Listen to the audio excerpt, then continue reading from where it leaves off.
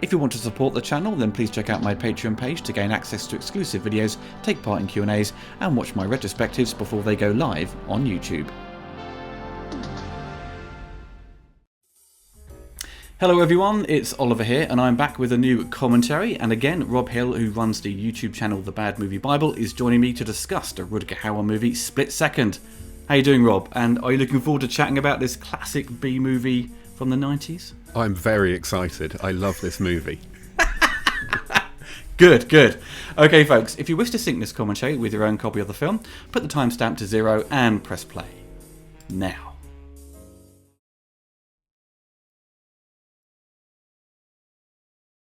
I've reviewed this movie before, a few years back, and I discussed in that video that I hadn't seen the movie when it came out. So it was very much a movie I encountered later on, and I absolutely loved it. But completely aware of its failings in many areas. But for Rob, did you experience this when it came out, or was it like me, kind of discovered it on VHS when it finally came out later on? Yeah, I was even later to it than that. I came across it. Well, I was always aware. I remember it's one of those ones you see on the video shop shelf because it had a really striking image and it had Rutger Hauer, so you're aware of that. But I never got around to seeing it until I was researching for an aborted book involving rip-offs of Alien, and apparently it's an Alien rip-off, which it really isn't. But No, not really. Either way, I ended up watching it about 5 years ago, and I've gone back to it a couple of times since. Yeah, it's a movie best viewed with friends, because to really experience and soak in the sort of the silliness of it all, and because when you've seen it before, when you show it to someone who hasn't seen it, either they're going to go along with it, or they're just going to be like, "This is like really shit." But I love the fact that it's a British movie. Well, I think maybe some American funding coming into play, but shot in the UK, very much early 90s when the UK was in a bad state financially, a bit of a recession going on, so not much was really happening. So they sort of set the tone that this is like global warming has hit the world, and I don't know what year, is it 2008? I think this is set. Yeah. So the shot was showing you there's a skyline of London, which there isn't many skyscrapers. There's like a few, and everywhere's just like there's a lot of puddles everywhere, quite a bit of water, but not enough water to think that it's a complete danger. But I remember reading that Mark Kermode was on set. The first thing he wrote for Fangoria was a on-set report for Split Second. Wow. I cannot find that bloody issue. Wow. But I think Mark Kermode kind of knew it was a bit shit when he was on set. But you can't help but love it anyway. Well, it's the water thing. I mean, that opening shot, and you've already brought it up. It's kind of impossible to ignore. This is a movie that's meant to be set in a flooded London, but it starts with a shot of the River Thames, which, for anyone who's familiar with London, will immediately go, "Oh, well, that's the River Thames. It might be high tide, but how is London flooded if the lowest part of it is?" And it's a theme that persists throughout the movie. If you notice, actually, the lower they go, the less flooded it is.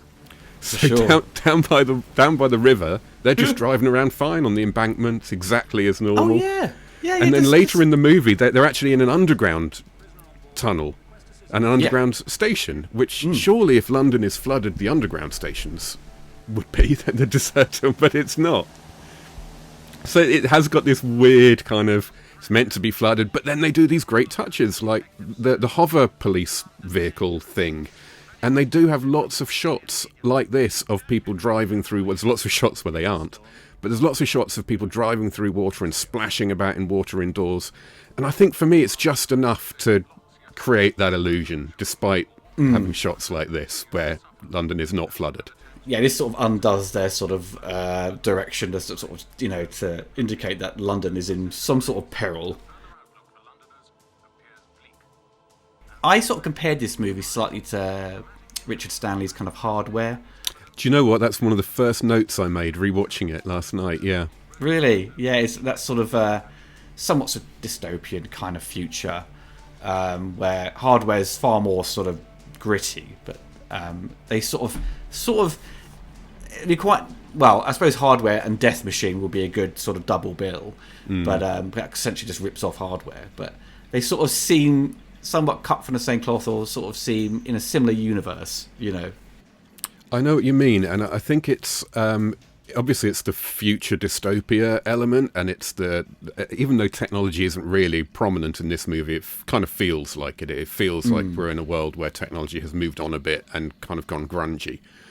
But also just the way the movie works, it's very dark, like Hardware, superficially speaking, but the plot kind of just meanders a bit. It's not there's not a huge amount of focus, not a huge amount sort of happens proactively, and Hardware's kind of like that. It's kind of just a movie in which both of them are just movies in which the protagonist is just kind of reacting to some weird random shit that some bad guy does. Yeah. And there's not a huge amount of, like, this is really a detective movie, isn't it? But there's not a lot of detecting going on, really.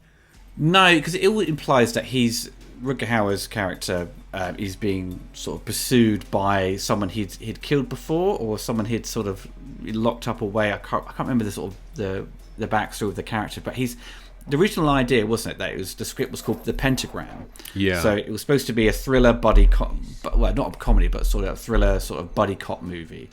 And the elements of that script are in the film. You've still got a buddy cop element, and you've got pentagrams there that the villain sort of leaves for these sacrifices.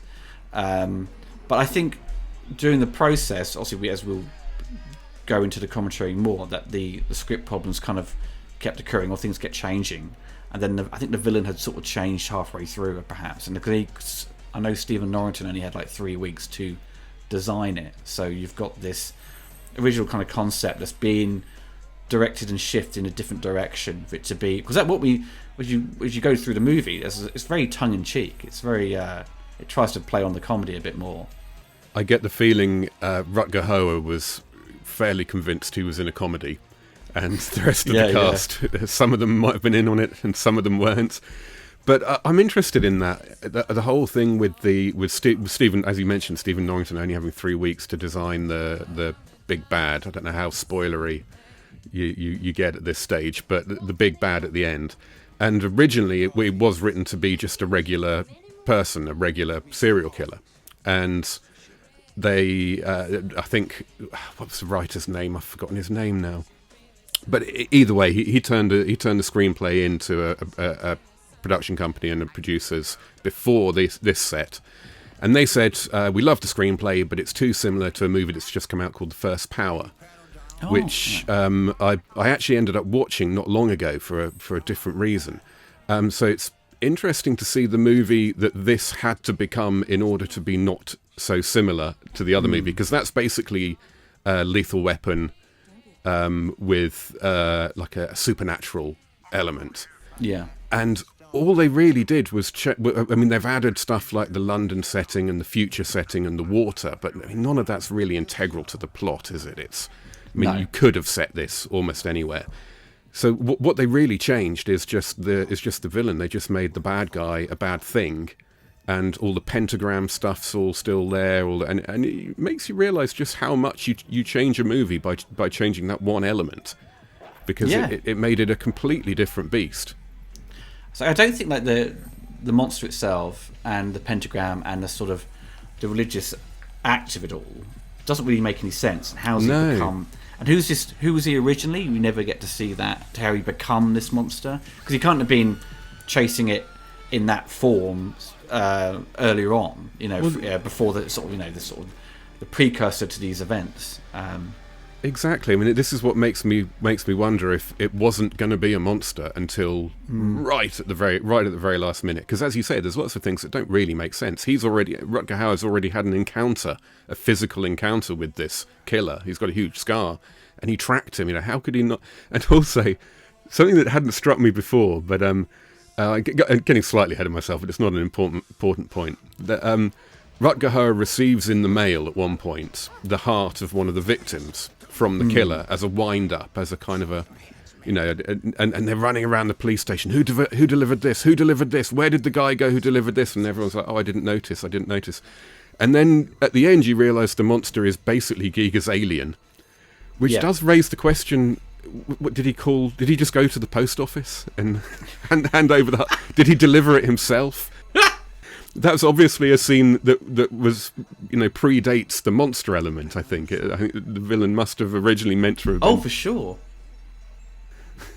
They could have had the monster could have had like disciples or something like that, who sort of drop off the item. They could have, to sort of cover up their sort of shortcomings, because the plot is essentially that's kind of incoherent with trying to make things to make sense with the character.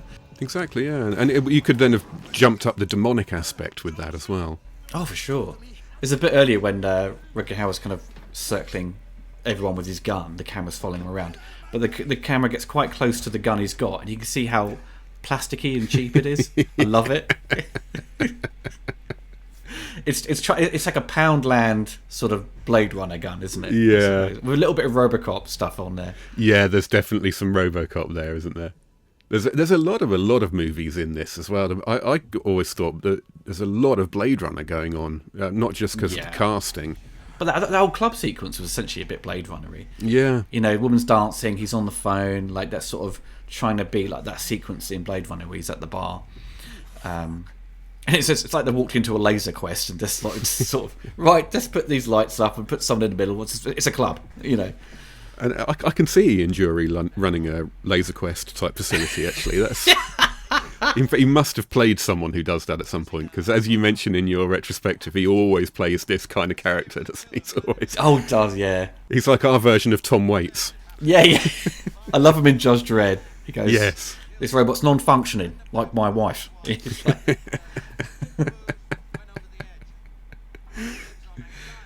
I'd have... the name of his now sidekick comes in.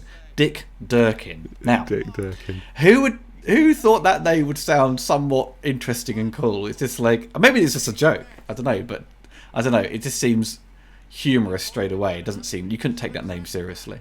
My theory is they came up with 10 stupid names and then made Rutger Hauer say them all and decided which one sounded funniest in his accent coming out of his mouth. It's the only explanation.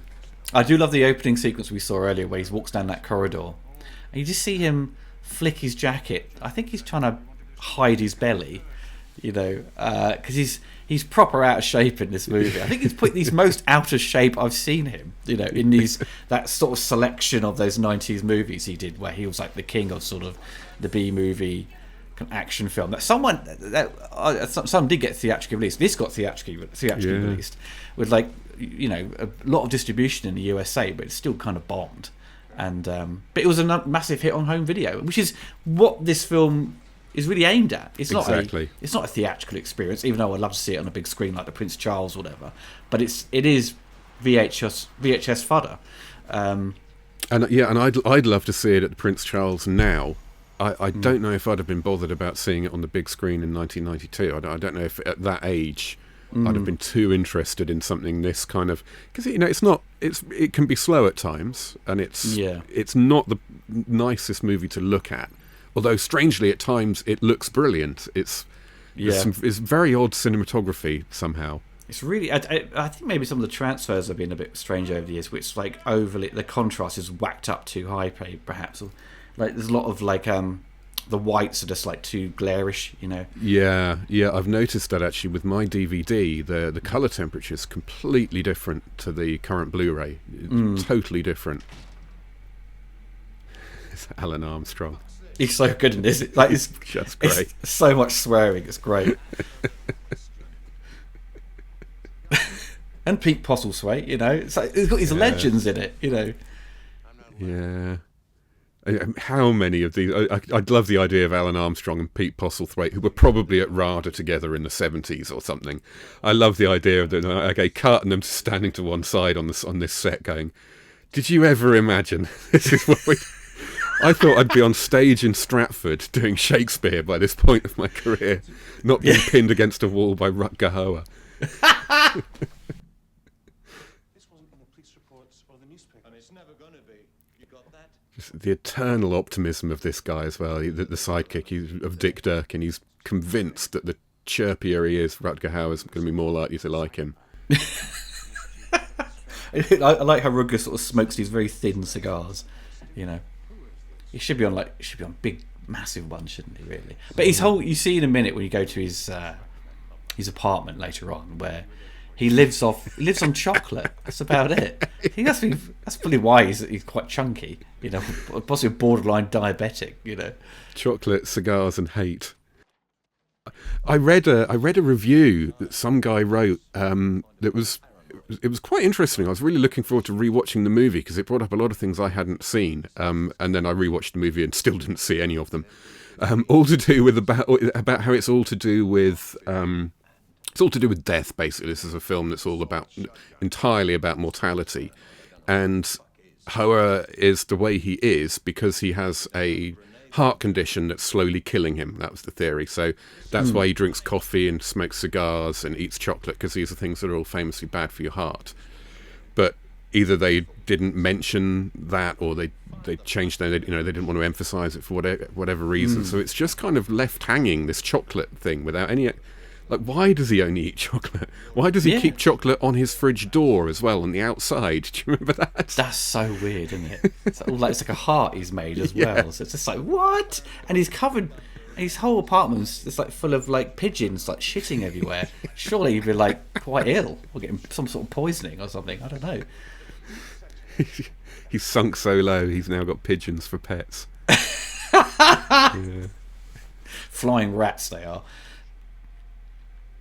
But yeah, if that was highlighted, that he had an issue with his heart, it would make sense in also with the context of the monster taking people's hearts as well. Exactly, and because there is it's established this psychic link between him and the monster, because the monster attacked him and left so he left, so they exchanged a little bit of DNA. It's apparently so. That would tie in really nicely, because you hear that the sound effect for the monster at the beginning anyway is a beating heart before we see him. Later on, that beating heart, I don't know if it's a thematic thing they've done on purpose, but later on they use the same beating heart for Rutger Hauer. And I started thinking, maybe they're switching. Then I noticed them just using it in every other scene that came along because it sounded cool. So, okay, it doesn't mean anything. I'm overthinking this.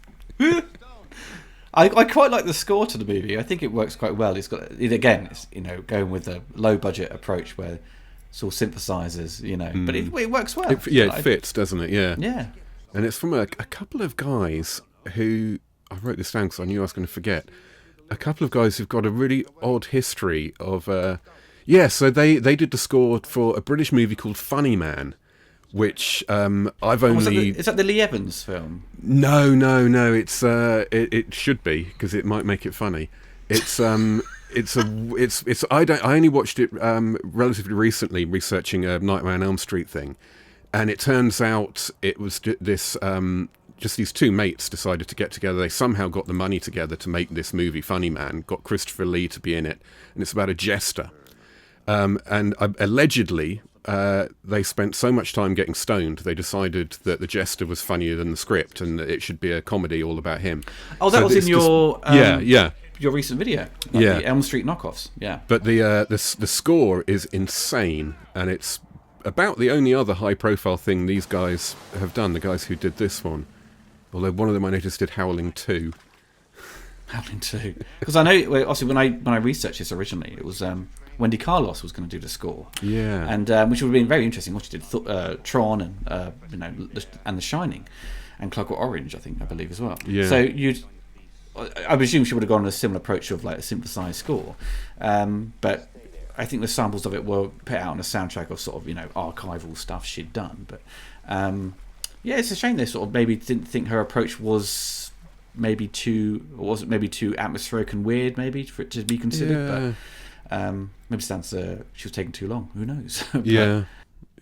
Yeah, there were pressures, weren't there? I think there were financial pressures. I guess there always are with B-movies. Oh, it was a short production. It was like 6 weeks, I think they had, and Rutger Hauer's only gave them like just under a month, so everything was all quite tight. All the colours here and stuff. It's very like what was going on with sort of even with TV shows, like even kids' TV shows, like I think it was associated with video games, would have those colours and style to them. Which is why I sort of joked about Laser Quest, because it was like a cheap way to make something look like the future. You know, I'm surprised it wasn't hazard tape everywhere. You know, like James Cameron just put hazard tape in everything in Aliens, and and so everyone started copying that. You know.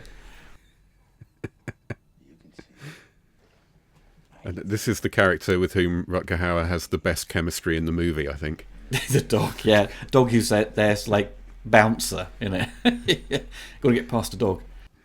I do. I love him in this, and I love I think everyone does a really good job in this. I mean, Kim Cattrall maybe is not the strongest cast member. She seems out of place. She doesn't really work. I think she's not very well written, I don't think. But no. It amazes me how Rutger Hauer has just no chemistry with anyone in this movie at all. None whatsoever. Until maybe when Dick Durkin starts to go a little bit off the rails later, you know, he gets a little wilder, then they're funny together. Yeah, but there's still just no chemistry. He clearly just doesn't give a shit. He's just there for the check. It's a funny thing with Rutger, isn't it? Because the Hitcher was touted to be sort of a big movie that sort of bombed, and he didn't really have any real big hitters. So if you think about it, like Blade Runner, you know, as we all know, sort of bombed at the time, and it got its audience back, you know, like it got its money back late, you know, quite quickly after that, when people discovered it. Think, oh my god, we missed this movie. Now it's the most respected sci-fi film ever made. But Rutger's sort of he coasted along without any issues. I don't think I don't know his personal life, but it's kind of like he seemed to be doing okay. He's always getting work. Yeah, you know, there was never he was off the screen for X amount of years. You know, and far from it. And certainly in this country, I remember his Guinness ad campaign in the UK was just one of the biggest, most fancy-looking things I'd ever seen. Maybe that's what he's best known for outside Blade Runner here in the UK. Could be. Point of Guinness. But he did have some reasonable. He had hits like was it Blind Fury, and he had some you know, a handful of those medium level genre hits that probably kept his asking price quite nice and healthy for movies like this. Blind Fury, I was always like, those sort of films were. Also ones with Rutger Hauer, I always referred to as my sort of dad's movies. You know what I mean? Something he'd read, but you couldn't watch it. Oh, I want to watch that. My dad would read like some Chuck Norris schlock from the 80s by Cannon, and Dad's like, oh, Oliver, Chuck Norris is very good. He's, you know, he's won a few tournaments. He's better than Bruce Lee. I'm like, no, he's not, Dad. No, he's not. Oliver, he's won his tournaments. You know, it's like. 30 years later, there are still people having that argument, and dads and sons probably. He likes to wind me up.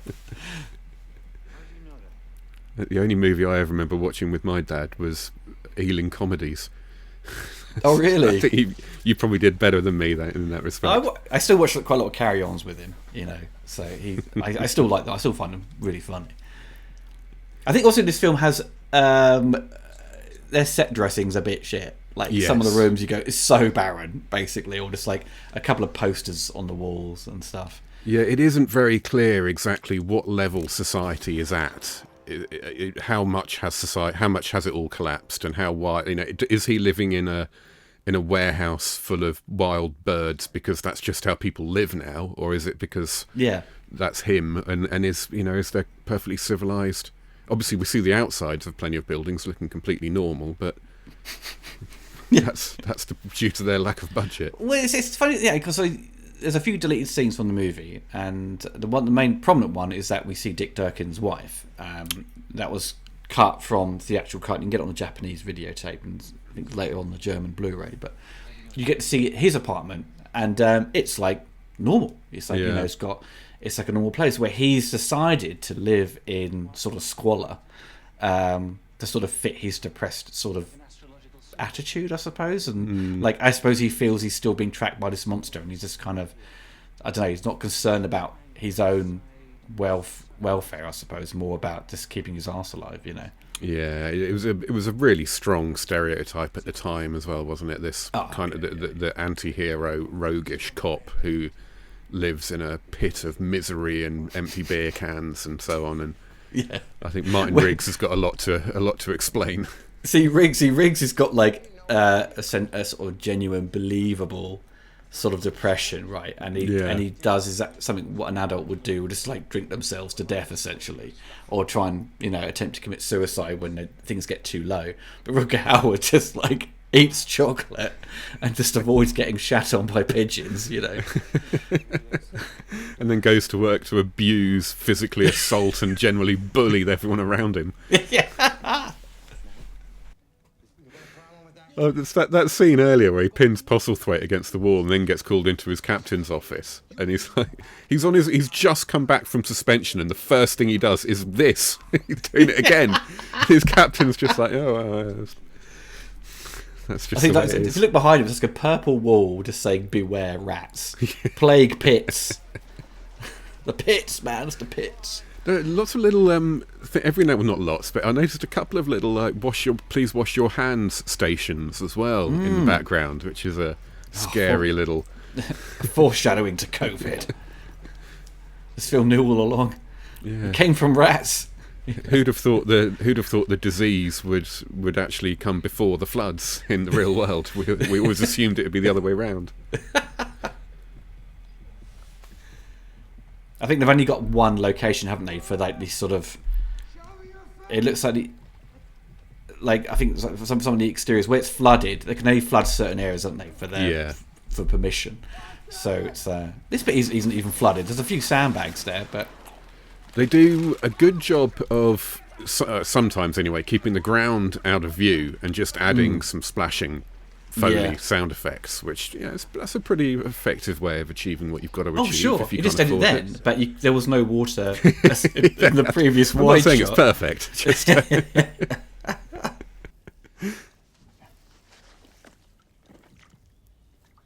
and despite it making no sense really opening where they do on the river, it does help with this general feel of everything being wet. And it does feel. Well, that's another thing. In that opening shot, you see the guy on his little hoverboat going past the Thames Barrier. And again, that's something, if you're familiar with London, and London is meant to be flooded, the one thing you can be sure of is that the Thames Barrier will be closed and submerged. Not open and unsubmerged. So that's how you open a movie if you want to demonstrate London isn't flooded. That's exactly the most effective shot you could do, other than just showing it. It's that. Oh man, I love the incompetence. But I mean, who's going to, not many people, even in the UK, most people aren't going to recognise the Thames Barrier, I don't think. And it's certainly not the barrier itself, Oh, at least Rutger Hauer's character actually cleans his teeth, you know what I mean? There's quite an effort there to sort of show that he has some respect for himself. Well, he eats a lot of chocolate. To also get rid of the coffee breath, I suppose. Did that just say it said PMS shooting range? I just noticed that, yeah. PMS. I love the shooting range bit here. It's so great because the stuff they shoot, there's something they cobble together in 5 minutes. It's like it's like little like rectangular blocks of polystyrene or something. Yeah. Future targets. Future targets. Yeah. RoboCop did it. Split Second's got to do it. Yeah, good point. Actually, yeah. Yeah. That's what this is all about, isn't it? Look at that fucking gun. It's made out of plastic. Every film's got this, hasn't it, for that period? Beverly Hills Cop. Yeah, Lethal Weapon's got it. Yeah.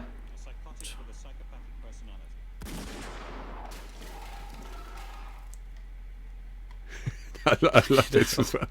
I'm sure he's technically right, but if someone says to me, I thought he was psychotic, actually he's a psychopath, it just sounds funny. I'm sure it makes sense, but it's just funny. And now I think he might be both.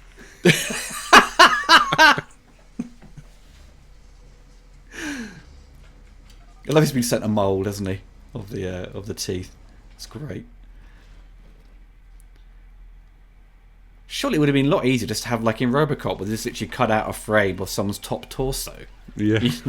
It's that thin cardboard he just shoots. And like all these trips to shooting ranges in all these movies, the guy only shoots, let's guess off one round, or one clip rather, and then goes again. Normally, don't you go and spend a bit of time there, do more than half a dozen shots? Oh, that cheap action figure. I remember those. Just stuck in one position. You Yeah. couldn't do anything else.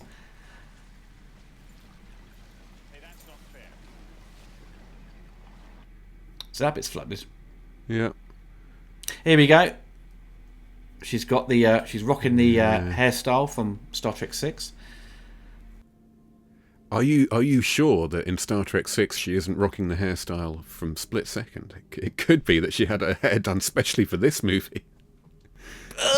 Probably not very likely. Probably, why not? Yeah, I don't think so. It'd be great if it was. You know, we need some sort of future haircut. What do you think? Well, we can get rid of your sideburns. Go with that. You know. See, this is good photography when he comes into the sort of funeral parlour or whatever it was at the cemetery. Sorry, yeah, it's nicely lit. Yeah, Looks yeah. good. He's rocking the shades again, which is kind of the John Lennon glasses. You know. The cinematographer is, assuming it's him rather than the director. You never really know with cinematography, do you? At the end of the day, who's dictated which shots? But whenever it's Rutger Hauer having to look cool. It generally looks really good. There's a few shots of him, like you mentioned earlier, the way he uses his jacket. There's a couple of shots of him sort of running down corridors, and he's obviously figured out a way to sort of lift his shoulders or his arms up a little bit, and it kind of makes the jacket flow in a really big and dramatic way.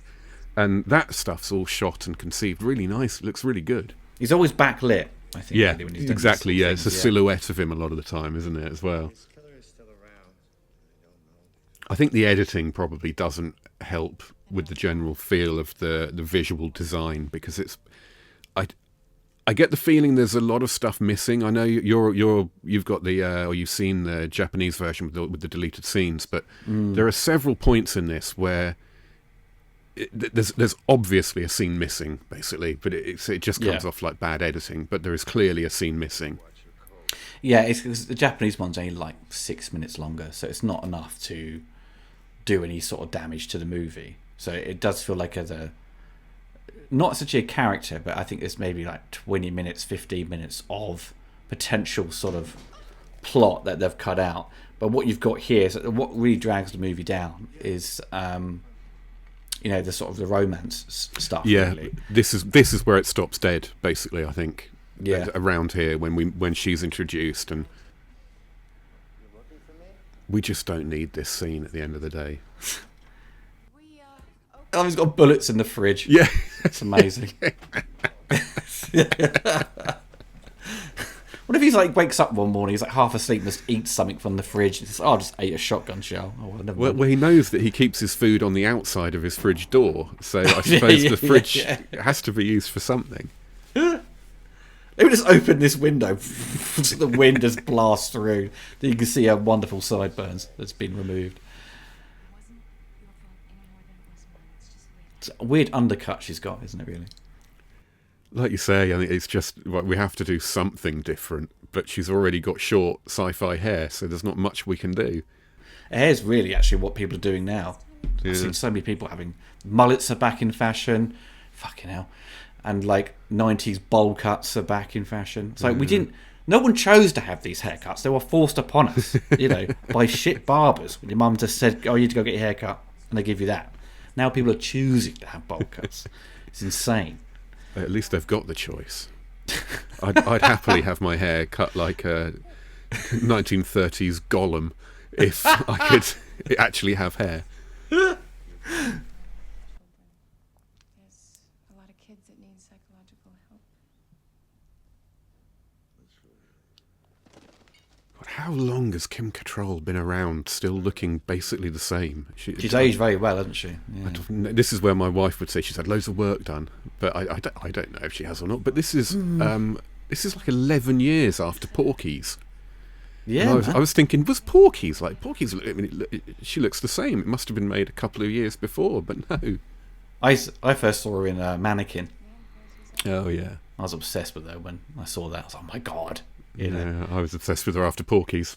Being Big Trouble, yeah. I mean, Big Trouble in Little China, she's brilliant in because she knows exactly what the material is, and she completely hams it up. And, But she's from Liverpool, isn't she? So she's English. Yeah. Yeah, which has got obviously just retained an American accent. And when you see on interviews, he's kind of still got that kind of American accent. So it's just wasn't around for long in the UK. I don't think. Yeah, there's a surprising number of people like that, aren't there, who were born in the UK. People who are famous in America were born in the UK, and parents thought better of it quite quickly. And from Slash and Angela Lansbury, two of my favourite human beings, both British born. Yeah.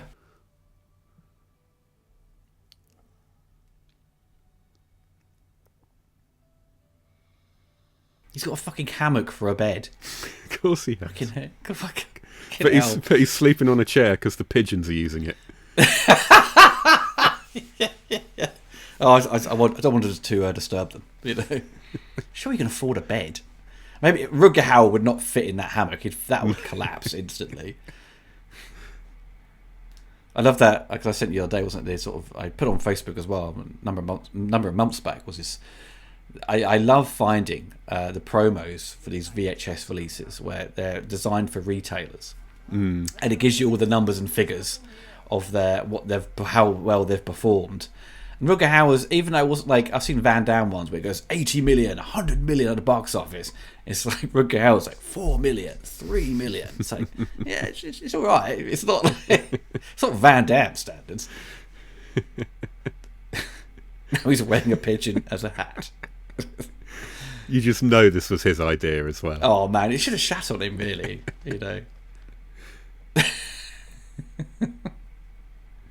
Apparently, he was reasonably involved in tweaking the screenplay. I've read in a couple of places anyway. You never know if these things are true, do you? But he has a history of this, though, doesn't he, Rutger Hauer, of writing himself nice little scenes. Famously, his legendary scene from Blade Runner was his own work.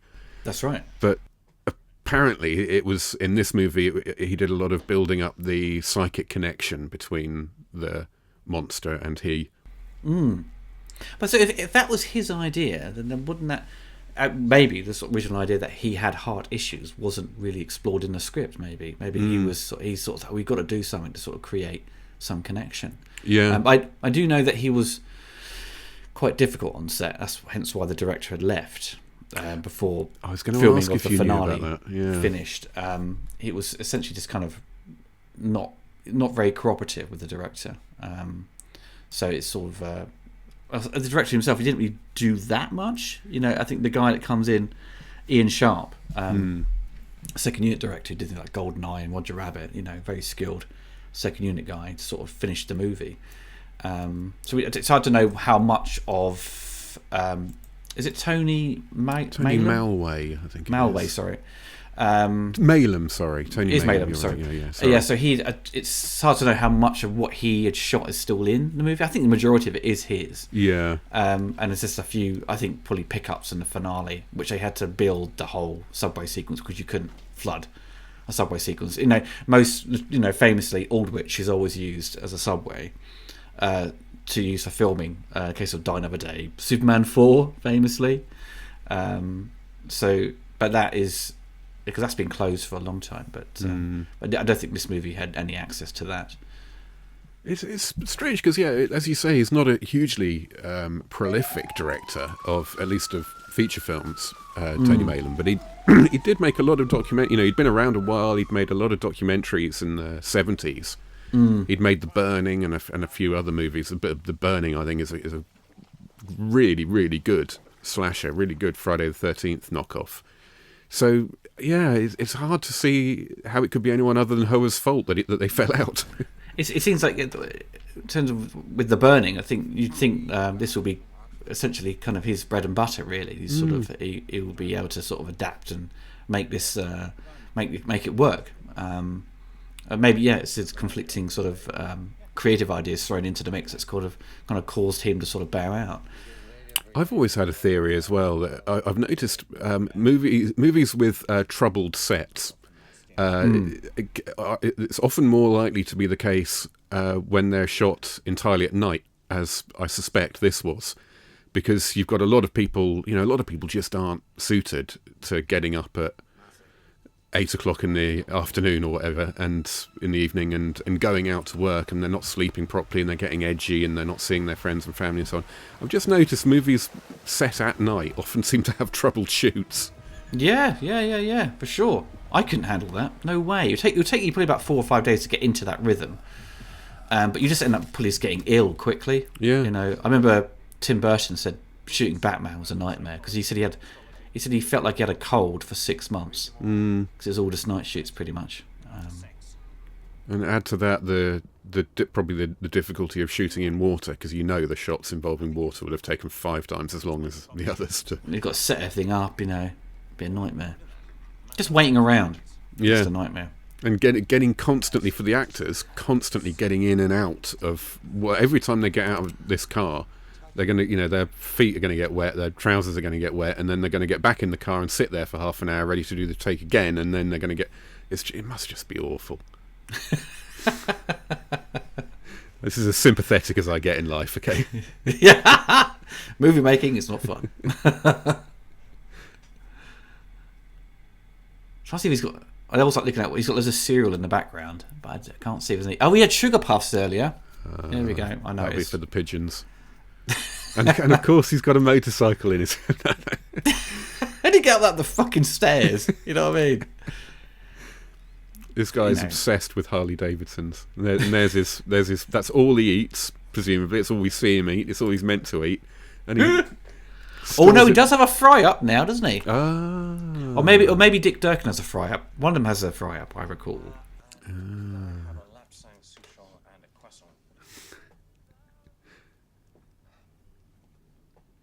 There's a guy in the background from Tainted Love. I don't know. He sung that song. Can't remember now. Oh God, don't send me down that rabbit hole. Oh, this crappy comic they've made. Not since I gave up drinking. Quit drinking. Good for you. I've seen that guy before. This isn't based... There is no previous history involving comic books. I know that obviously the script isn't, but it seems like it should be a comic book adaptation to me. Yeah, for sure. Some sort of so many movies that you sort of encounter, especially like things like The Samaritan, the recent Stallone movie, where it was kind of based on a short-lived comic. Yeah. So not those Dark Horse, comics had maybe somewhat of a short run that then became a movie. Time Cop in particular, he had a few issues before it became a film. Yeah. And Split Second, no, sadly not. But yeah, as you say, it's got so many elements that could fit within a comic, and the monster itself is just ripped from, the world of 2000 AD. To be honest, with some sort of elements of Giga. There you go. There, yeah, you're absolutely right. He's eating his fry up. That's another thing. All filmmaking, when you have food, it's always going to be cold, isn't it? Yeah. Because I have to do a retake. Oh, I've got to eat these cold beans. Someone sent me a clip the other day of I think it was a clip of I think it was EastEnders, soap opera, and there's a scene going on, and they're like, look at the guy in the background, and the guy in the background, his thing is obviously meant to be take a mouthful of food, but he didn't realise the scene was going to be 3 minutes long, and he doesn't want to eat the food, so he puts it to his mouth and holds it there for literally 3 odd minutes. It's extraordinary. Oh my God, you got to send me that later. I'm going to see that.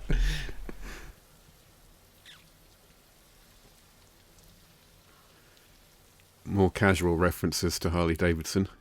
There's a TV on, wasting electricity. You ever ask yourself why he sent you the heart? Because we've got the heartbeat sound of the monster and a sort of breathing as well to sort of throw into the mix. So it's the mask he's wearing, he just can't breathe properly through it, can he? That's a real slasher move as well, isn't it? That's left over from The Burning. There's some Harley Davidsons on the wall there. You see Rutger Hauer push his breakfast to Dick Durkin, just going, "Do you want this?" Just sort of not looking particularly impressed. Astrological alignment of the stars in conjunction with new moon. This is another point, actually. If London is flooded and the Thames is a tidal river, there should be tides going up and down. They didn't think about that, did they? Not so. Not at all. You can't have a movie without Kim Cattrall getting a top off. Yeah. There's a certain, well, up through Sex and the City or Sex in the City, whatever. Well, people always joke Sex on a Settee, isn't it? They always say that she always happy to get her kit off. Yeah. Yeah, her. There's a scene in Porky's that will live in my childhood memories for the rest of my life. It will never be forgotten. Do you remember her character howls uncontrollably when she has sex? I Yeah. don't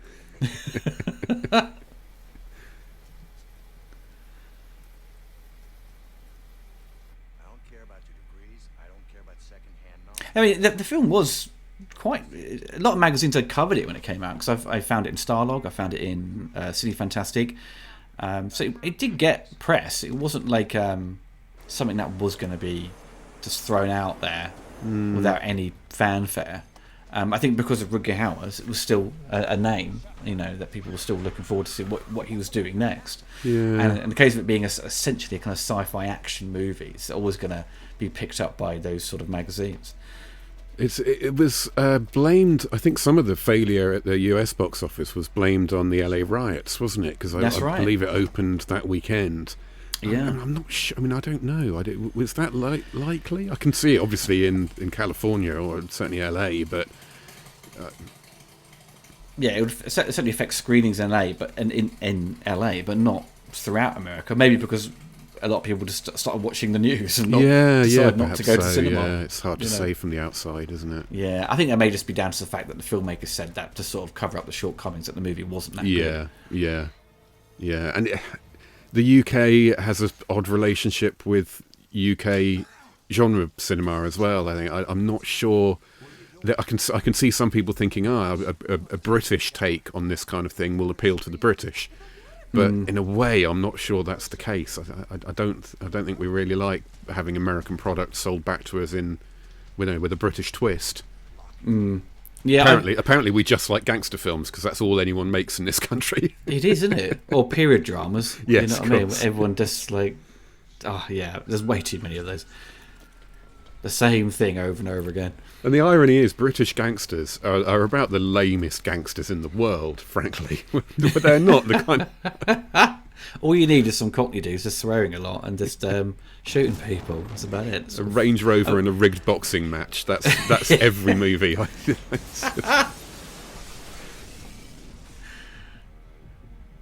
Oh my god! It's the best action sequence in the film for me. Here we go. Rutger jumping over, clearly a stunt double jumping over stuff because Rutger couldn't do that. I'm not doing that. But the best bit, he jumps over a TV coming up. It's the greatest moment. This is so like Loaded Weapon 1. Yeah. Oh, that was good.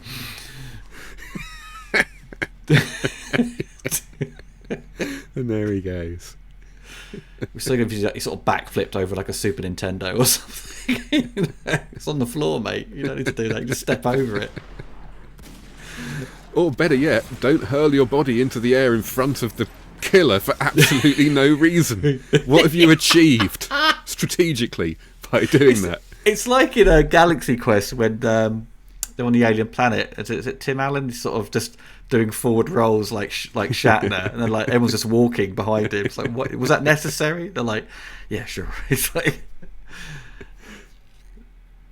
this. Yeah, actually, this is one of those weird edits. They're in the living room area, exchanging gunfire because the Giga alien's got a gun or something, and then it kind of runs. You see it flash across the screen running, and he's on the floor. And then it's hard cut to him walking into that bathroom there, and it's like it's a really odd cut. There must have been something there originally. It's odd because it's like, well, why haven't you followed it? Why didn't you at least go to the door and shoot after it or something? And it's odd because the tone just shifts so suddenly. It's completely intense and then it's completely calm. Yeah, it abruptly cuts, doesn't it? Yeah, because none of him sort of lead into the bathroom. No, he's he's on the floor or whatever, ready to shoot, and then it's all over.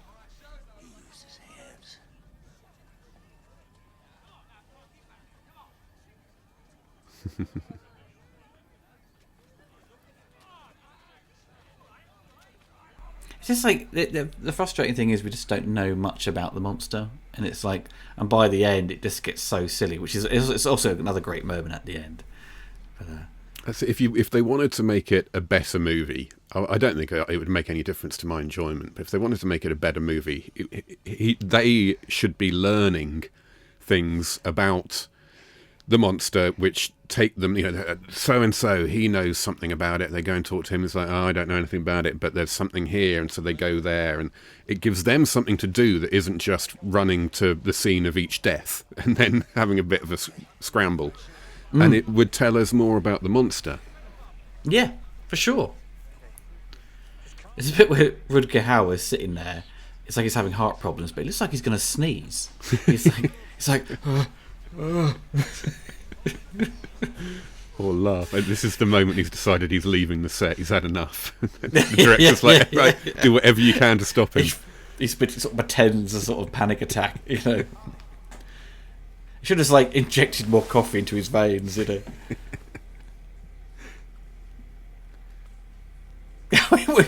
like the floor is completely. There's nothing else there. It's just water. What did he disappear into? It's always the way with those shots, isn't it? I know. Did something pull him? If the thing pulled him down, it just doesn't make sense.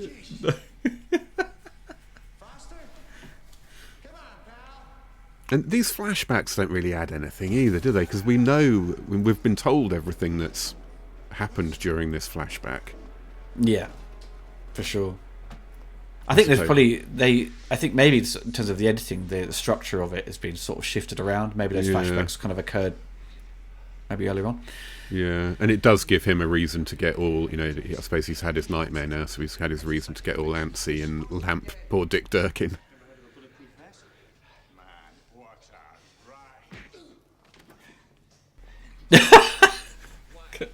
Even he punches Dick Durkin and he falls against the wall and the whole set wobbles. Yeah, it's wonderful. There's another badass shot of Rutger Hauer walking down a corridor silhouetted. Don't walk into the light. It's a trick. See, that's another really awkward edit to my mind, where there should have been a scene. He's leaving the hospital in one frame of mind and one set of clothing, and we cut straight to him in a different location, in a different frame of mind, wearing something different. Even if there was just a cutaway to someone else doing something, it would have just, created a natural flow of time. Definitely. Yeah, you do get the impression things have been cut out. Oh, look at that, on the computer monitor. It's like some kid's face. It's like you ever played Robocop on a Spectrum or Commodore where you've got to match the faces to sort of... Oh, it's what's it, Clarence Bodiger.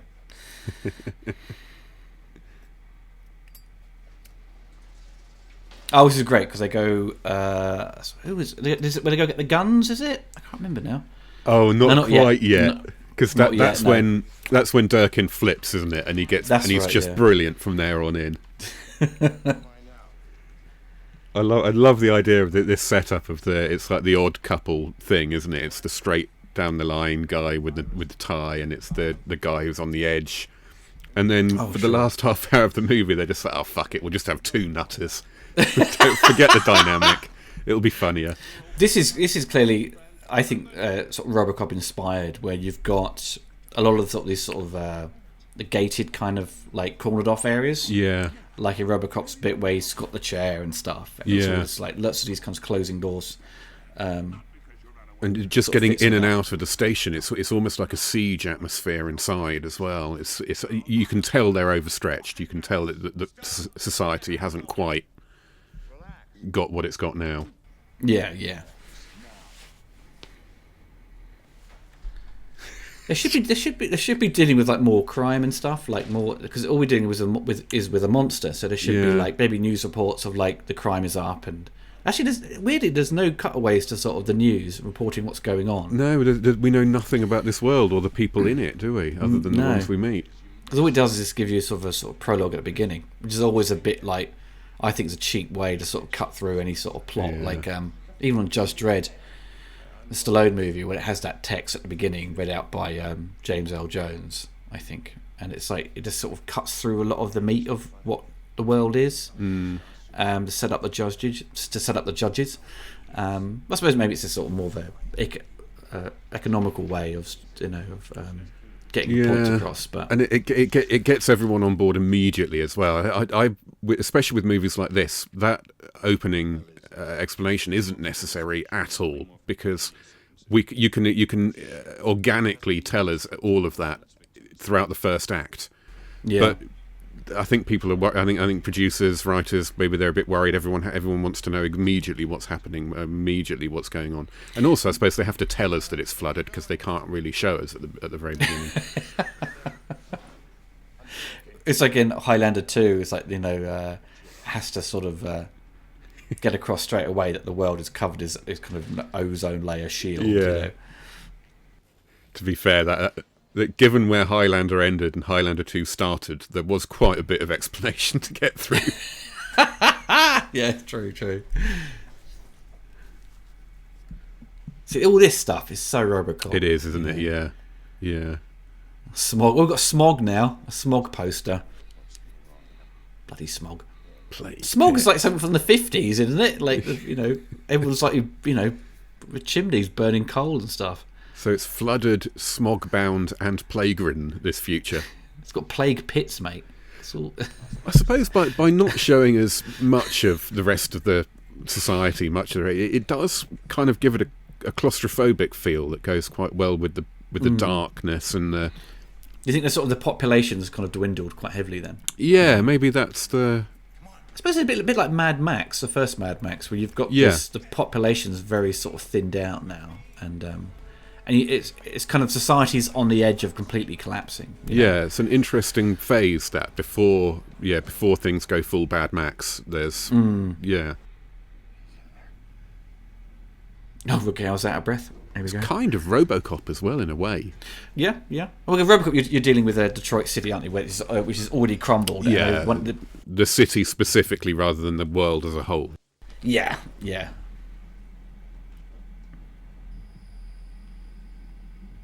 Oh, the music here. Okay, I highlighted this in my review, but they completely rip off Die Hard. Yes. The musical cue goes dun dun dun dun dun. That's sort of a cue by Michael Kamen.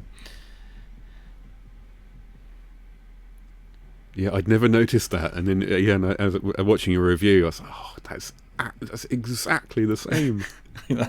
So it's completely like that's not even like a buddy cop thing. You know what I mean? They should have had what this score needed was some jazz if they were going to be on the nose about it. Yeah, Dick Durkin's saxophone theme, oh my god, it'd be amazing. Like Murtaugh's. Yeah. No, it has to be like the sax in Loaded Weapon 1. That'd be the perfect sax for me.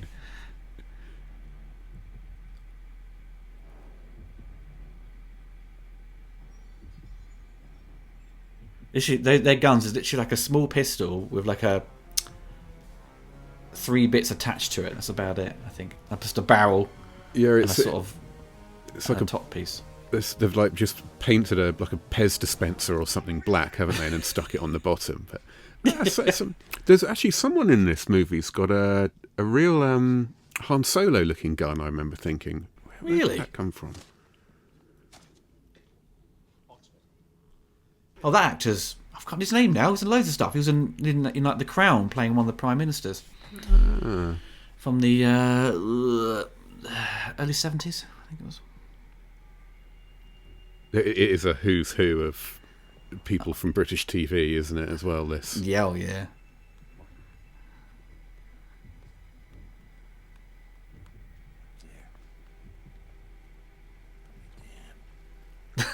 Oh, it's those bloody ceiling tiles that just infested every high school, whatever it is.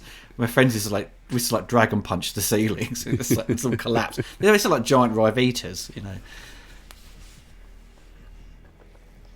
Yeah, they invaded buildings in the same way this scene invaded late 80s, early 90s action movies. Yeah. It makes no sense either, because that's a suspended ceiling. They're thin polystyrene panels that barely supported by these thin metal A small person couldn't crawl around up there. God, no. Well, the gentleman who plays the monster is the one who plays Pumpkinhead in Return to Oz. I saw that as well. Hence his ridiculous height. But even in the film, though, Return to Oz, it's mostly just think the close-ups, it's like puppeteered. You know, I think it's made us for wides when he's walking. It's an actor. He doesn't do the voice, does he, in Return to... No, I don't think so, no. It's very rare that the stunt performer, the person in the suit, would provide the voice. Yeah. Yeah, I think the only case I remember is like in Ninja Turtles, the guy who's in Raphael's suit does the voice of Raphael. Anthony Daniels, I suppose, yeah. But yeah, I suppose Dave Prowse learnt the hard way in Star Wars that you don't get to keep your own voice. Wars, yeah, exactly. Yeah, you're right about Star Wars as well with C-3PO. Yeah, but yeah, it's yeah, they don't often. No, do it's that. not. It's not common, is it? No. Wait a minute. Did he? At that door? Did he come through that? Because it looks like he's the opposite side. Okay. No, the monster forced his way through that, and of course, the two layers of steel just split open rather than the hinges coming off or the frame coming out, and it just big fucking gun. Yes, that's the and this is where I like Durkin. He's great. Yeah, he gets really. On in. Yeah, he's brilliant. Because he's now getting the coffee. He's now starting eating the chocolate, isn't he? He's turning into Rutger Hauer. So by the end, she'd be like a bit overweight as well. He's just consumed too much chocolate. On edge. Yeah, good. Have one of these.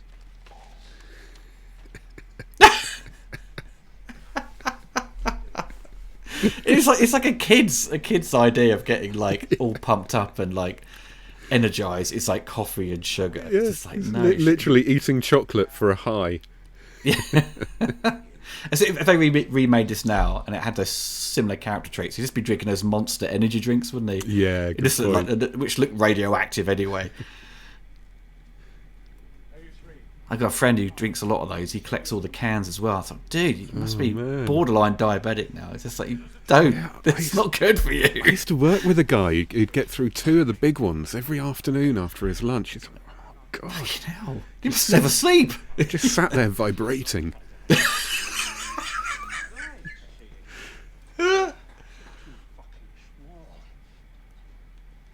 Fucking small. He's someone as well, isn't he? Who's he? Yeah, he's in. I recall he's in The Remains of the Day. He plays Anthony Hopkins' father, who sort of becomes a new butler.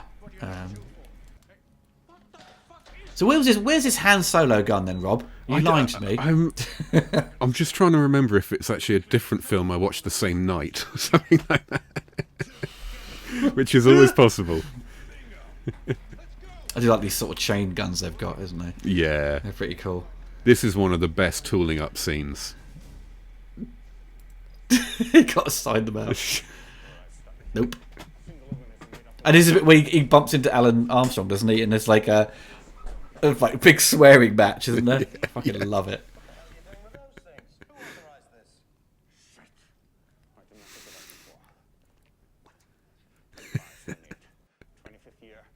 So they just don't even acknowledge him being there asking them that question. Yeah, is that their boss as well? And all this kind of like the constellation of the stars and the dates, it all just comes out of nowhere now. I mean, we had to spot a little bit earlier on. He mentioned at the bar like his interest in it, but it doesn't really carry much weight at all, does it? This sort of no, it's completely unexplained and unnecessary. But it is in the original. I'm assuming it's in the original screenplay because there's a lot of that in I've already forgotten what it's called. The one they had to rewrite it because of the first power thing. The first power, yeah. Star signs and pentagrams and so on. What the fuck is he talking about? It's like.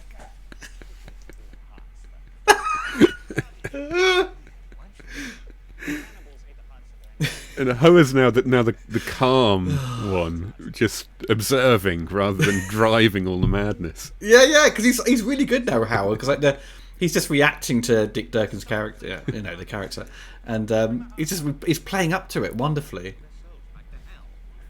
His whole character now is basically, I've got a playmate. Great. This should have been the entire movie. This yeah. It should have been them from the start. It didn't have to be an introduction. Just straight away, these two characters are completely wired. When he walks past her, it is.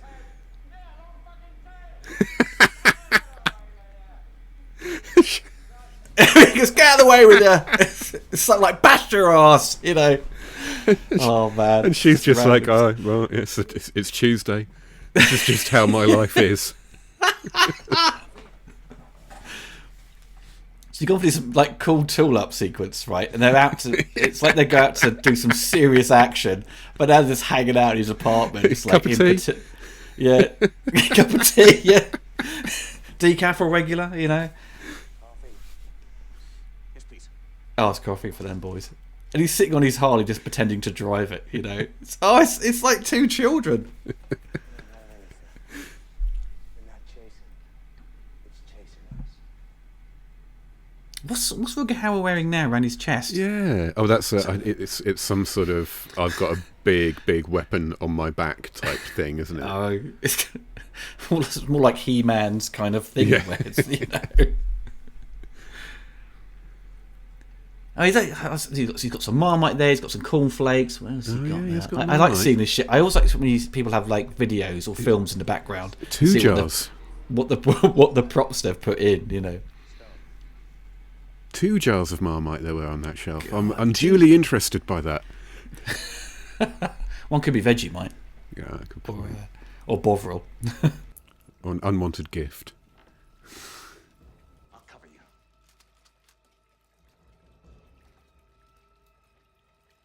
Someone's had a bit of a leak. Here we go. Michelle, what are you doing here? In the fridge, I touched it. Well, she's probably a bit upset and lost, because do you remember when she got attacked by that monster earlier and you went, yeah, and ran off? She's... You need some more coffee, Rob. It's getting low.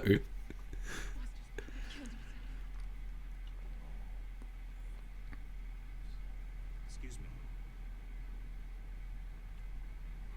I think at the end when you see them run, you know, welding these guns, it's like wielding. Sorry, they they have no weight. You know, Yeah. it's like super lightweight weapons. That's one of my little traits, actually, watching really cheap movies. Whenever you get near a gun that's being fired, I love to have a look at whether there's anything actually coming out of the barrel, whether there's any recoil or whatever. There are Italian movies where you actually see a flash of light come out of the back of the gun, because they've obviously got like a little firework or something go off in the barrel to give it a bit of muzzle flash. But they haven't bothered building the gun properly, so there's also a hole at the back of the barrel. Do you watch like Predator? All the guns look heavy as fuck. Yeah. You know, so in like He-Man the movie, like the power sword looks ridiculously heavy. Yeah. But like, yeah, there's quite a few films where I think it looks a bit too lightweight. You know.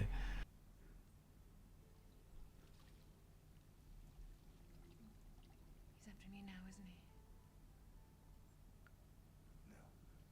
Well, he's after her now. Well, don't know. He seems more after Rutger Hauer, really. Maybe if you stick together instead of abandoning her every scene, whoever the monster's after, you'll come across it. Because Rutger's character is called Harley Stone. So they've obviously just like thought, oh, he's got to have a Harley Davidson then, hasn't he? They sort of flesh out the sort of props in his apartment. I do remember finding that funny the first time I saw it, just how many Harley Davidson signs and like there's a calendar, there's photographs, there's all sorts in the background. Do you think some weird sponsor? I don't know. Like they must have I wonder, to use that stuff. They have to get permission.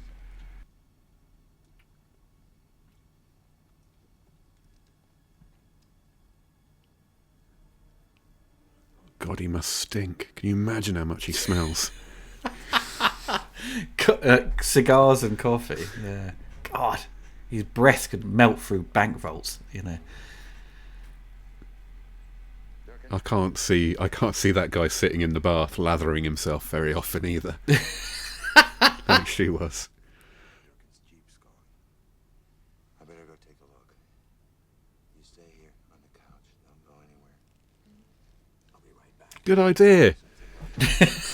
Seeing as you tooled up yesterday.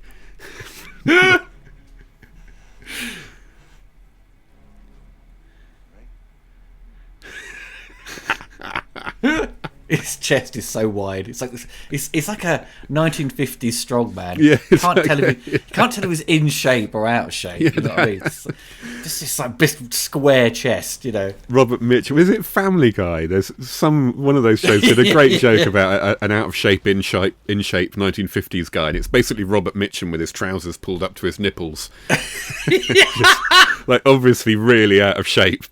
Yeah. Oh man. Back in the day when you just needed a broad chest and you were a muscle man. Spent their days like eating beef burgers stuffed with cigarettes, you know.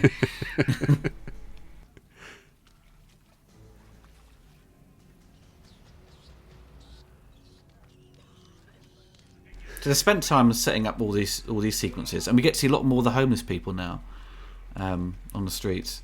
So it's always expanding what's going on with society, isn't it? Really, Yeah. It's very much like burning like barrels or like bins on fire, very much like Escape from New York. Yeah. Or the Terminator did.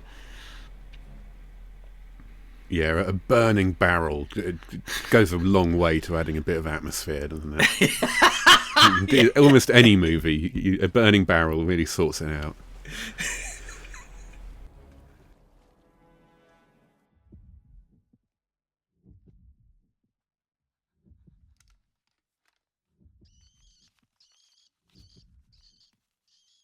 To the right. Come on.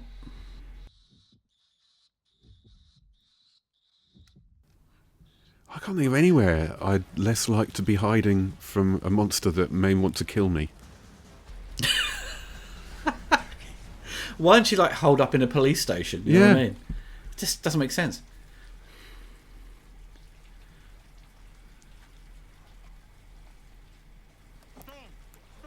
Where's Dickie Durkin? Oh, he's all trapped. Oh, right, okay, he's been tied up. Oh. I don't remember this bit somehow. He tuned out. It's like, So it was the monster who tied him up? yeah, apparently. Right, yeah.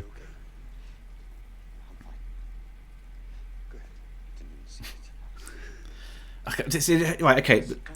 The preparing themselves with all those weapons. That scene should have come after this sequence. Yeah. Before they go to the subway, because you have this like for the audience, are like, oh my god, okay, it's going to kick off now. We're going to go to the third act, the finale, and now it slows down again. Yeah, exactly. Then we got to go back to. How's he inside the sofa? Is he hiding in the sofa the entire time, just absorbing her farts? You know, just like... And how did those fingers tie up Durkin? Yeah, for God's sake, yeah. Anyone with long nails will struggle to do much, you know. Especially tie people up. So that scene was just all about getting him out of the apartment so that she can get got. Taken. And Yeah. yeah, like you say, it would have all made a lot more sense happening before because now they've both got the strongest motivation to go and tool up. Durkin's been tied up. He's had his girlfriend taken. What are you doing? There's a Harley Davidson picture on the wall on the side of the fridge there. Weirdly, that picture looks a little bit like the one. Watch the TV show Alan Partridge. His fan has on his wall in his house. It looks very similar. The Room of Alan, or yeah, was it the one is? Oh God, what was his name? The obsessive fan of Alan Partridge. Yeah, and he takes him back. Yeah. It's like it's in his lounge. It's that picture of that woman with a bike. I think maybe I she's remember lying next it. to I the remember it. Yeah. Just reminded me of that. Ow. That's pretty good makeup. It is, isn't it? A map? Give me that mirror. Give me the mirror. Oh, it points to King's Cross Station. Oh, funny that.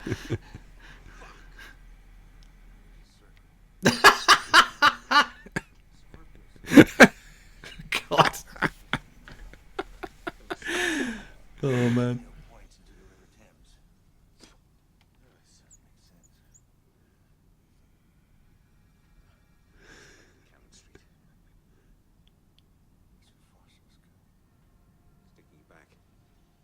this is good detective work. This is plot, isn't it? Could have done with some more of these scenes. Oh, definitely. Yeah.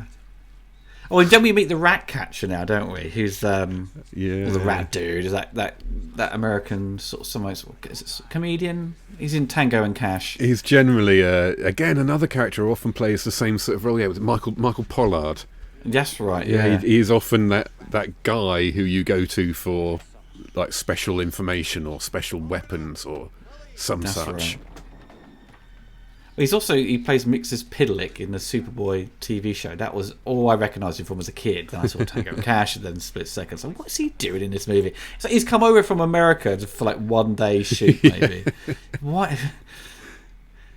It's not like he's like we need him. You know what I mean? We don't need him in this movie. I know, yeah. And as you mentioned in your video, he gets such prominent billing in the credits. And He does. I was thinking, like, well, it's a tiny role, but I wasn't even aware he was a big name. To me, he's the guy from Tango and Cash. Also, Bonnie and Clyde he's in. But he's basically just that guy from Tango and Cash to me. I wouldn't trust him to bloody reformat my computer, you know, to be some sort of tech expert in Tango and Cash. And he's like, it's impossible. There's no way you'll make it alive. And part of me wants to know why, because we haven't been told about roaming gangs of lunatics out there. No. Is it just because it's wet that it's dangerous? And it's a bit slippy, to be like.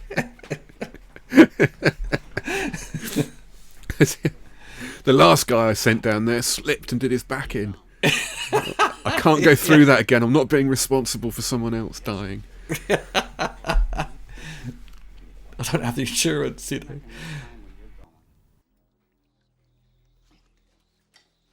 When he does finally convince him, like, okay, there is a way to get to this impossible place. It's just through this door here. Here we go.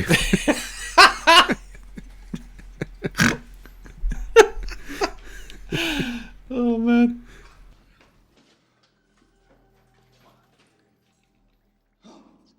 Get it off me. I hate rats. They love you. They love you. They love you. That's what it should have said at the beginning. A city in siege of rats. Yes. You know? Yeah. Then Back to the old days of then London. it would really seem like an Italian movie then. Well, this is my little boy. Nobody knows about this stone except you. So don't tell anybody. This is to my den. This is the loo. God, this joke's been done before in other films, isn't it?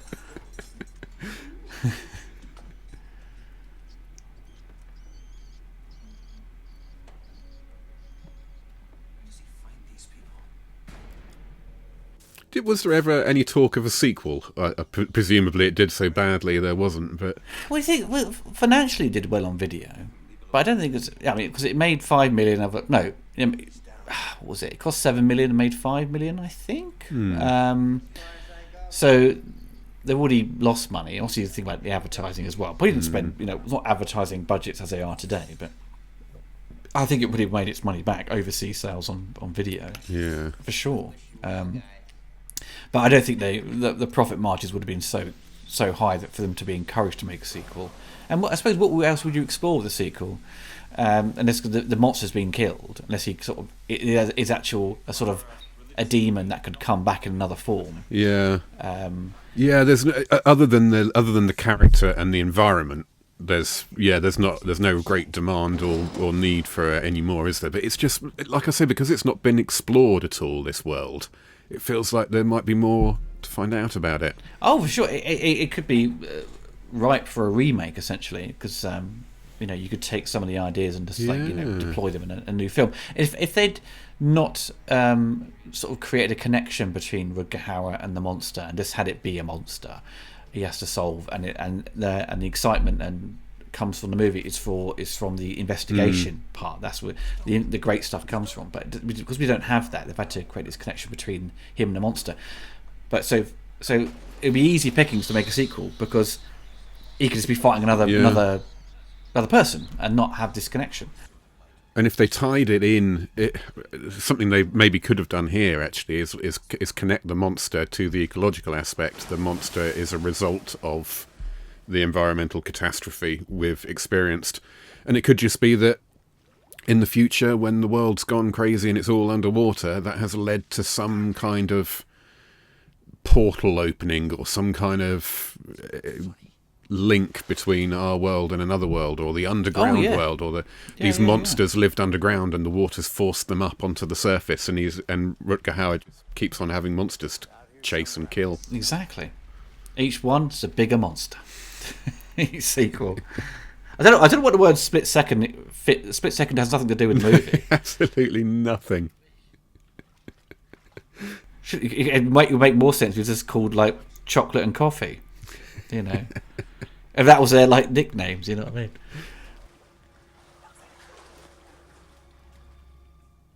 Rutger Hauer's back, and he's fatter than ever.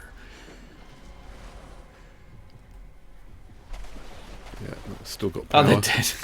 That was a good pratfall, falling sideways. That was good.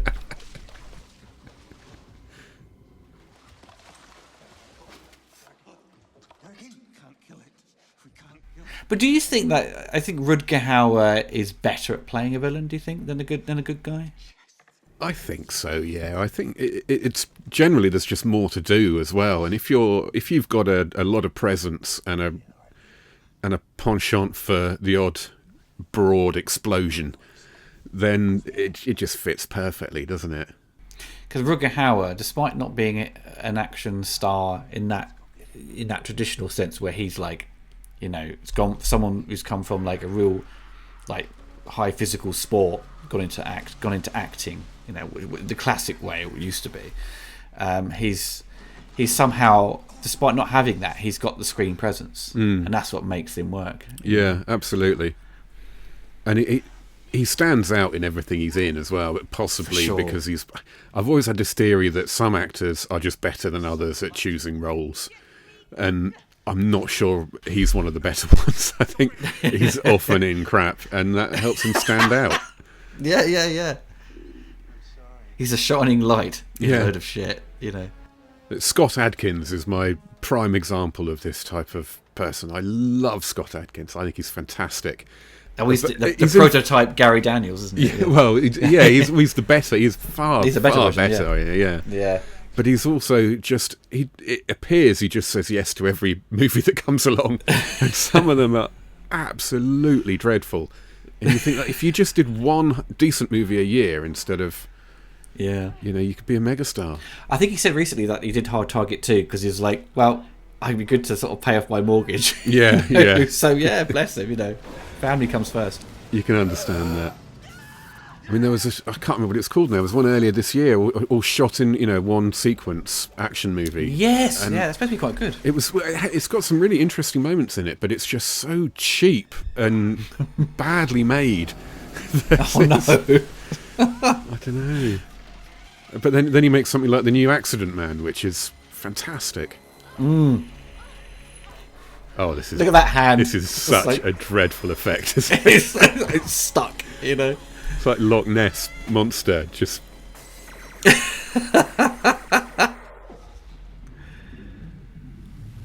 So I bet you the sound designers were like, oh, we so wish we could use the pulse rifle sound effect. Yeah. Can't, you know, we've got some other sound effect.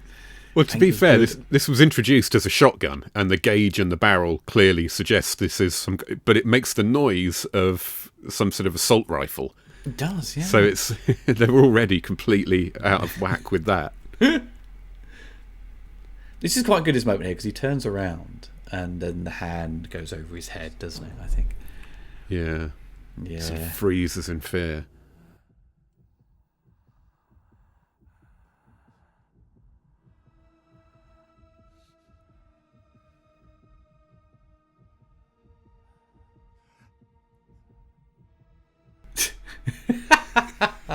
Rutger's like, try not to, I don't know, try not to sort of make it come across as too cheesy, isn't he?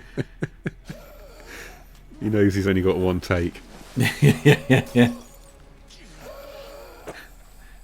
Sort of asthmatic monster, isn't it? It looks a lot like Venom as well. Yeah, it does. Yeah. I also thought it looked a bit like Judge Death in 2000 AD. You know, that sort of weird mask. Don't know that one. I don't know what it is. It's a weird design. But it's a cool design. I mean, I mean, it's a bit basic in terms of like just a black thing, you know, with this kind of rubbery muscle outfit, with this kind of like alien teeth, with this kind of visor. That is amazing! Giant explosion, so he just snogs her. Yeah, I burst out laughing at that when I rewatched it the other day as well. And the other time he does something similar earlier on as well. I can't remember exactly what it is, but it's like something terrible's just happened, and like the police are just about to question her, and he just suddenly attaches himself to her face, completely out of nowhere. Maybe a sort of symbolistic sort of explosive orgasm there, like everything exploded as he snogged her. That's proper teenage boy writing, that, isn't it? That's like that is, isn't it? Yeah. Let's make out as this explosion deafens us. You know?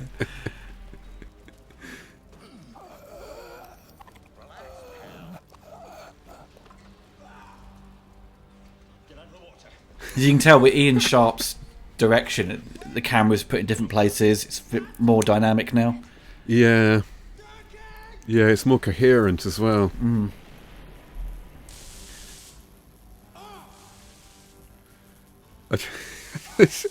The ways in which this doesn't make sense are hilarious, though. Using the electricity in the water, I mean, that's a good trick. We've seen it done before. But when there's water everywhere, I'd be a bit reluctant and a bit scared. But to be fair, the guy says, "Get out of the water, get out of the water." So she does by clinging to a metal fence that's in the water. I'm not an expert on electricity, but It still seems pretty dangerous. I love this. Finish him. It's so Mortal Kombat. Where did this come from as well? Look at that. And even though the monster is generic, it's so black and so sort of featureless because of that. It's kind of eerie. It's Cannon Film Street. That'd be quite good.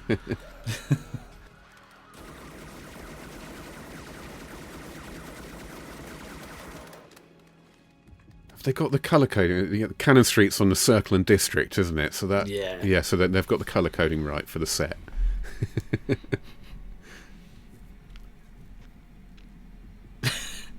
You don't shoot it like you got it in your hand. You end up blowing your fingers off.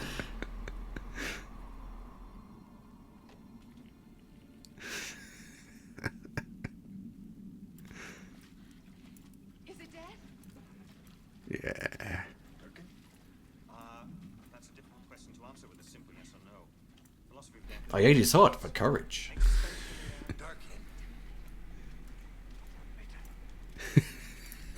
He just doesn't let up, that guy. He's brilliant. It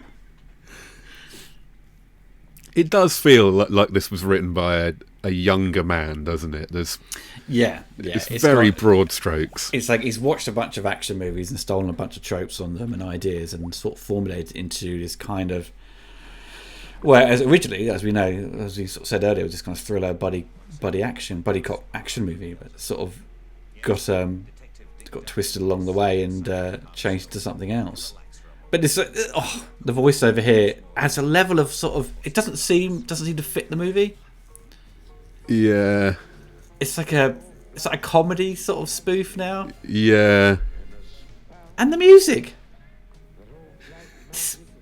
This music's very strange. Oh, it's got Arthur Worcester, second unit action director. I think I mentioned it in my review. I can't remember. But he did the Bond films. Oh, really? So Ian Sharp's come on to handle the rest of the direction. Then brought in Arthur Worcester as well to help him, I would imagine. Oh, here we are at the Thames Barrier. Maybe it was the end shot I was thinking of.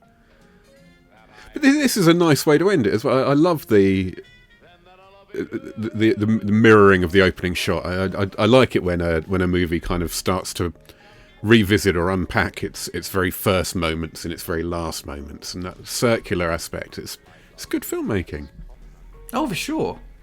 It just seems a bit tonally weird with the change in music and yes, and the And the voiceover that is kind of like, he's just, speaking out aloud as this kind of narrator. Then he's like, shut up. He's like... Yeah, it does seem to be setting up like... It's like they should be... It's like they've just got a message from the captain. It's like, you two, you're not going to believe it, but there's another one of these monsters, and it's just got on a cruise ship. You're going too. Then there should be that little bit of voiceover. Goes onto a cruise ship, man. It just leads into Deep Rising. You know what I mean? Nothing wrong with that. A complete spoof of that, Oh man! See, there you go. That would be a great way to continue on with Split Second. But yeah, the name Split Second does not fit the movie. But I have to think of an alternative title one time. Maybe there is one in other countries. I've not actually looked at that. And because they often change the names, don't they? Good point. Yeah, Germany or like more out east, they change stuff. It was a last-minute change as well, wasn't it? Split Second. It was all. I think it was shot under a different title. I presume they still stuck with the name, the Pentagram. Could have been, yeah. Yeah, you need to find a behind the scenes still of like a clapperboard, and it'll give you the real name. Although Pentagram would have made much more sense than Split Second, really, because the whole Pentagram thing just has nothing to do with anything and means nothing. Oh man. Well, as final thoughts on the movie. I think it's still a lot of fun. I've watched this about 6 times over the years, so I still sort of go back to it. It is, it's got a number of silly faults with it, and things don't really add up. And Rutger Hauer's clearly phoning in his performance, and the photography is a bit hit and miss in areas where it clearly shows the sort of shortcomings of the budget and the rushed nature of it all. But it's still a lot of fun. It is. Rutger Hauer's a big part of that. His disengagement it just makes him more entertaining. His lack of any kind of chemistry makes him more entertaining. As a whole, it just works. Somehow it shouldn't work, but it does. Yeah, it's just, I think like them pairing up at the end is the highlight of the film, and I think that should have been more of their chemistry should have been. Well, you can tell us chemistry by the end, but I think it should have been more from the very beginning, where you've got this overly enthusiastic Dick Durkin character, and you've got Rutger Hauer, this kind of rugged, sort of fed up, sort of short-tempered guy, and just kept that comedic sort of play throughout, and it's not really there till like kind of the third act. I think Durkin kind of comes to stone a little bit. I think given how distant Hauer seems from everyone around him, it feels like once Durkin stops taking things seriously as well and kind of doesn't give a shit anymore, then they're kind of on the same page. Yeah, for sure. And Kim Cattrall, I think, as you pointed out, was doesn't really belong in the film. No, she slows it down. She slows it down too much, and it's not a movie that needs slowing down because it's not breakneck speed anyway, and it's it's kind of dark and moody like that, and so it just doesn't really fit. Well, there you go, folks. That's the end of the commentary. Hope you enjoyed it. I'm sure me and Rob will be back with another one in the near future. Hopefully some more schlock like this. Maybe some Cannon films. Cannon films are always a good bet, aren't they? That sounds like a very good idea. Entertainment value. Things like Hercules is always a good one. Yeah. Anything with Chuck Norris for me. Chuck Norris. There you go. Missing an action 1 or 2 though, Rob. Oh no, the first. The first, because that's actually the sequel, isn't it? What is technically the sequel that they put out first because they realised the one that was meant to be first was complete shit. Oh my god, yeah, that's one of the best things about Canon, wasn't it? They're sort of like, oh, this film's a bit crap. Let's release the sequel first, and then make a prequel, essentially, isn't it? It makes as much sense as it would have done the right way round. Well, everyone, I hope you enjoyed the commentary. Take care and goodbye. Cheers.